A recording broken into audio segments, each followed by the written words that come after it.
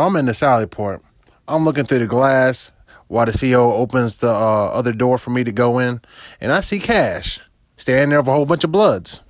So if you watched part one, let me catch you up. That's the guy I was in quarantine with, and I had gotten into a fight. Well, I wouldn't even really call it a fight. I just hit him and yoked him up a little bit and told him he had to move. But he did. As soon as the CO came around, he left. He got his stuff, and he went to another cell. The CO is knocking on the bubble window. I go to the bubble window. I go to the little slot where we could talk to the CO. He goes ahead and tells me I'm on the top tier, gives me my room number. So at the time, everybody's out for rec. You got some people on the phones. You got people watching TV, playing chess, doing all kinds of things.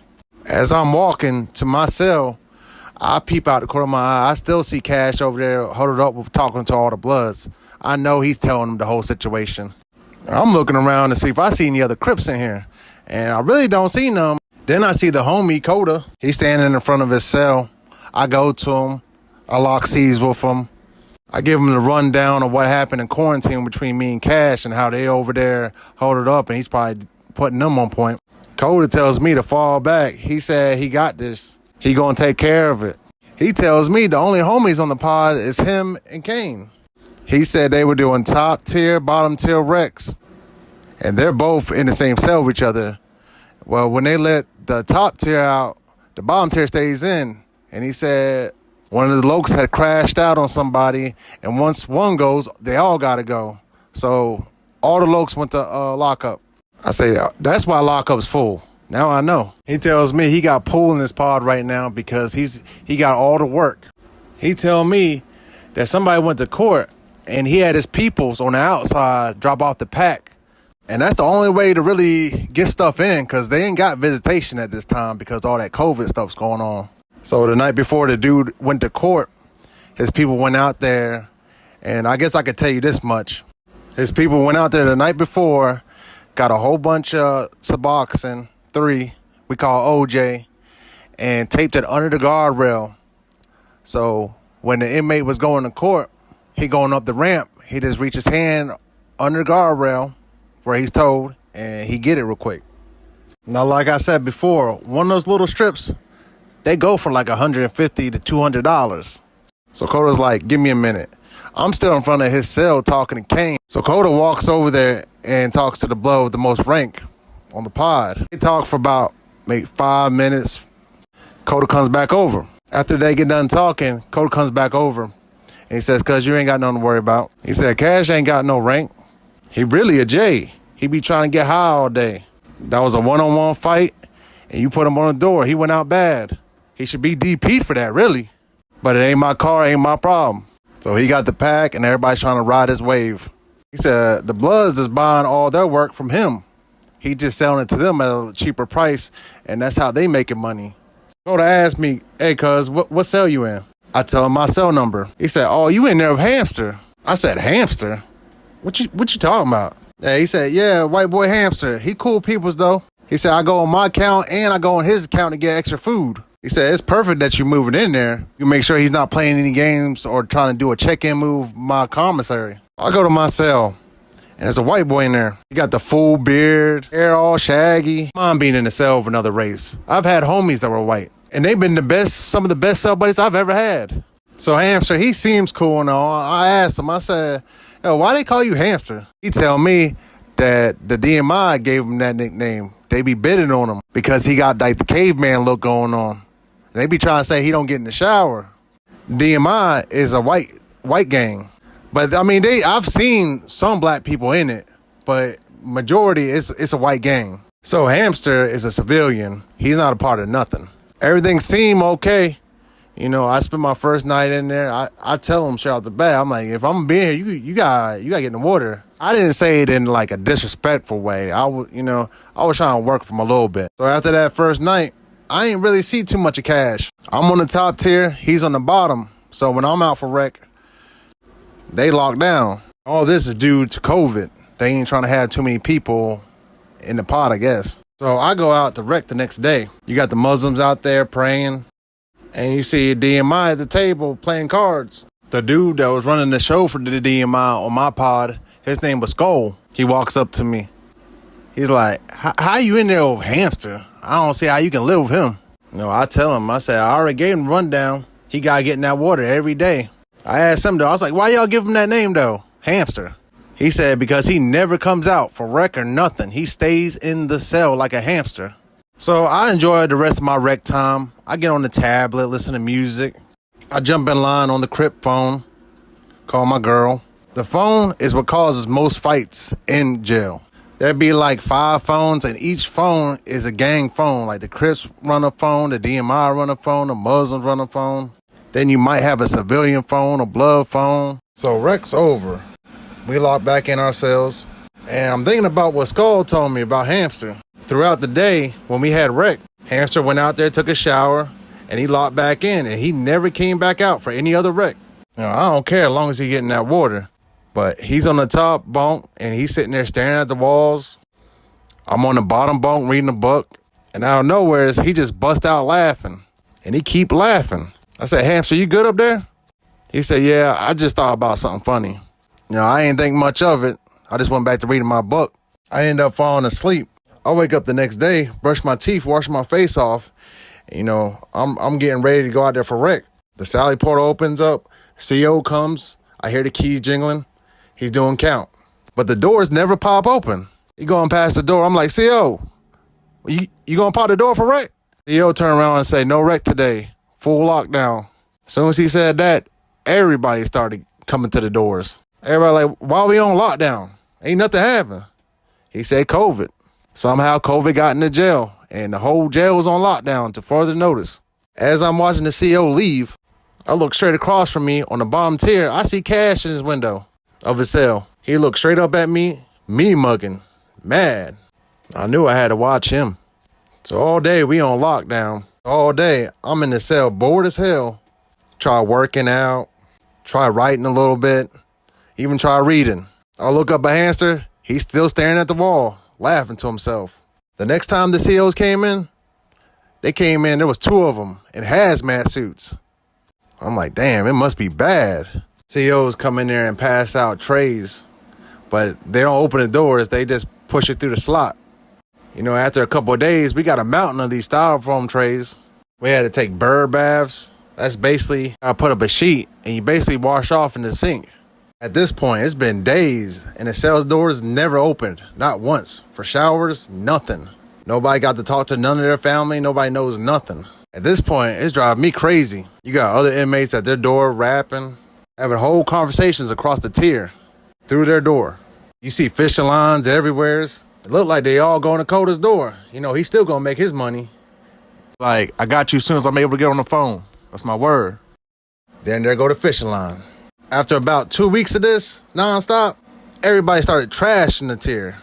When they did feed up, they left those slots open. People started throwing all their trash out there. People wanted out themselves. There wasn't really nothing to do. People wanted to get on the phones. The tablets is locked up. They had a little charging dock for the tablets. They won't let none of us get those. I don't talk to Hamster at all. At this point, I'm thinking he's crazy in the head. One night, the COs came in. They was there to do feed up.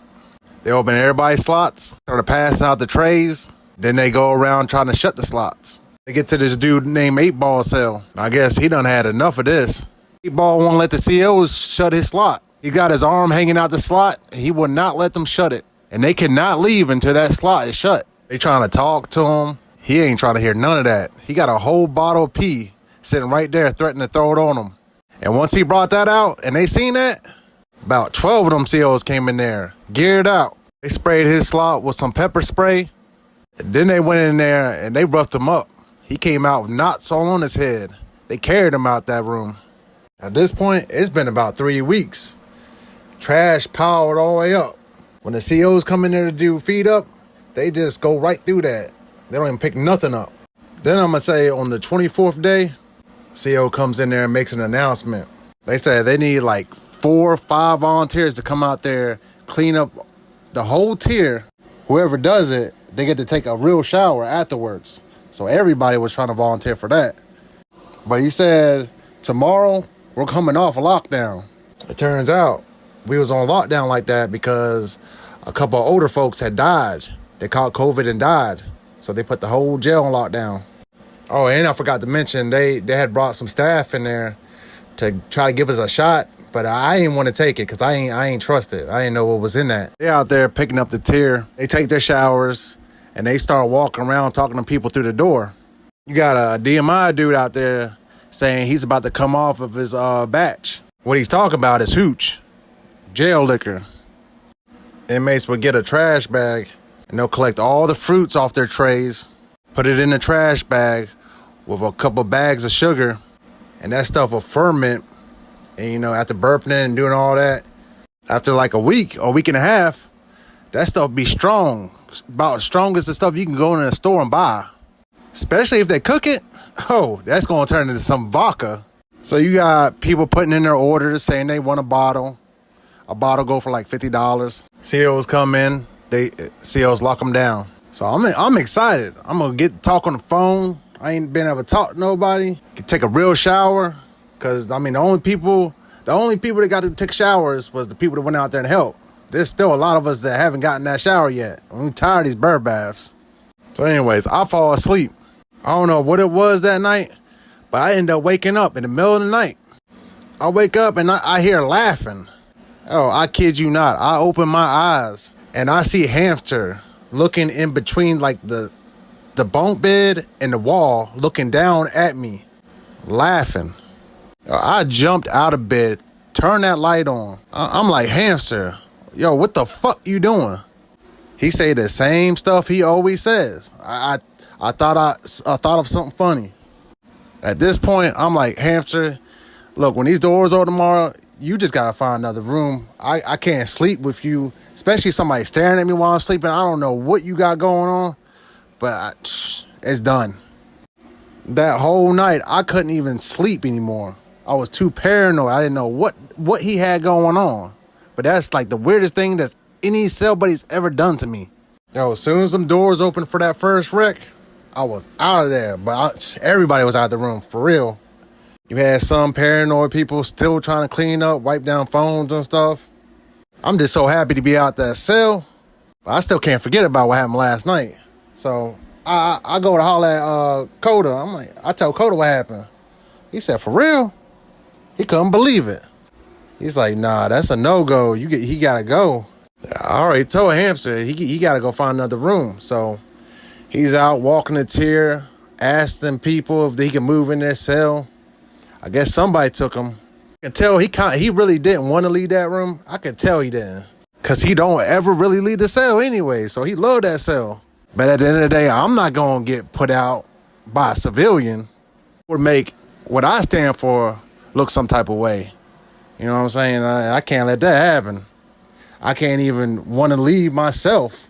Go find a room myself. Because it may look like that is happening. So as the day goes on, I got the cell to myself. I'm trying to wipe down walls and stuff. We get to the last wreck. They do something they haven't done in a while. They let both tiers out at the same time. So you got the whole pod out there just drinking, getting lit. I guess the DMI dude must have passed out them bottles he owed people. I'm over there cooling, talking to Kane and Coda, get on the phone. I notice I see Cash sitting with Hamster at table. And they drinking, and he steady giving them drink. I'm thinking Hamster must be complaining about me or something. Either that or Cash being nosy. So Coda comes to me and he said he about to lock it in. He only got like 30 minutes left.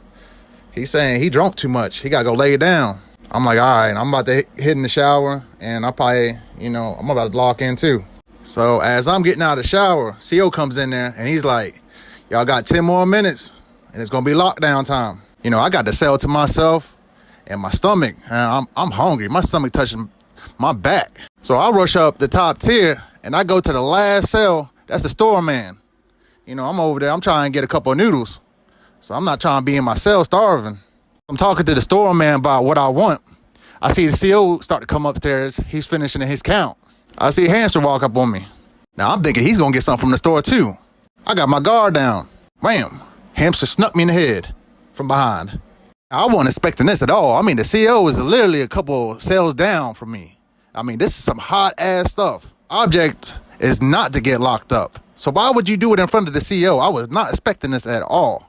The CO immediately get on his radio, call the code in, comes over there. He's like, break it up. Because at this point, I'm all over Hamster. I already know I'm getting locked up. He done did this hot stuff right in front of the CO. I'm trying to get all my hits on him.